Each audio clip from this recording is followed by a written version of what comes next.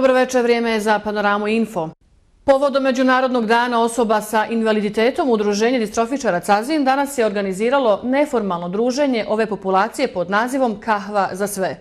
Pokrovitelj ovog druženja je gradska uprava, a prisustvovao mu je i prvi čovjek grada Cazina, Nermin Ogrešević, koji je podsjetio na značaj integracije invalidnih osoba u sve društvene tokove, zbog čega cazinska udruženja koja se bore za unapređenje života ove populacije imaju financijsku podršku kroz grantove gradskog budžeta. Dan osoba sa invaliditetom u svijetu se obilježava prije svega s ciljem ukazivanja na probleme sa kojima se suočava ova populacija. Međutim, u Udruženju distrofičara da je ovo prilika i za osvrt na njihov rad i rezultate ostvarene tokom 7-godišnjeg djelovanja. Hasmir Delić, predsjednik udruženja. Naše udruženje distrofičara ove godine je spojilo Međunarodni dan osoba s invaliditetom 3. decembar i Međunarodni dan volontera 5. decembar, tako da ćemo imati jedan set aktivnosti. Normalno, pokrovitelj aktivnosti je kao i svake godine za 3. decembar je gradska uprava grada Cazina, naš gradonačelnik. U biti za 3. decembar nismo ništa oficijalno planirali osim jednog okupljanja koji se izvodimo pod motom Kahva za sve. Znači da se okupe sve osobe sa invaliditetom bez obzira na uzroke i vrstu nastanka invaliditeta, da sjedemo sa akterima naše društvene zajednice, razmijenimo mišljenje, malo se družimo i da bar na trenutak pokušamo pomiriti te nelagode koje nas stvara naš invaliditet u utru. Nedavno je formirano i Udruženje slijepih grada Cazina, čiji je predsjednik Fikret Semanić između ostalog istakao.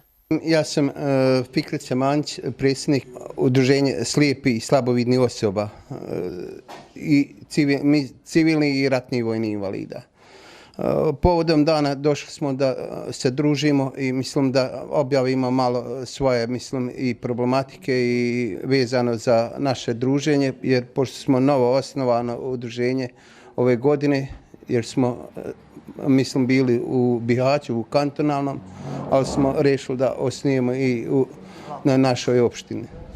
I tako da smo povodom toga se okupili i da malo razmijenimo mišljenja jedne između drugih.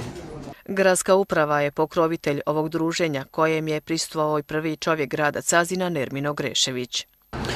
Pa jeste, zaista ovaj dan je prilika da se sagleda situacija, da se vidi kako je stanje, šta je urađeno, šta treba još uraditi. Imamo aktivno udruženje distrofičara, ima puno programa iza sebe, projekata realizirani, dobru suradnju imamo, ali ima još toga puno da se uradi.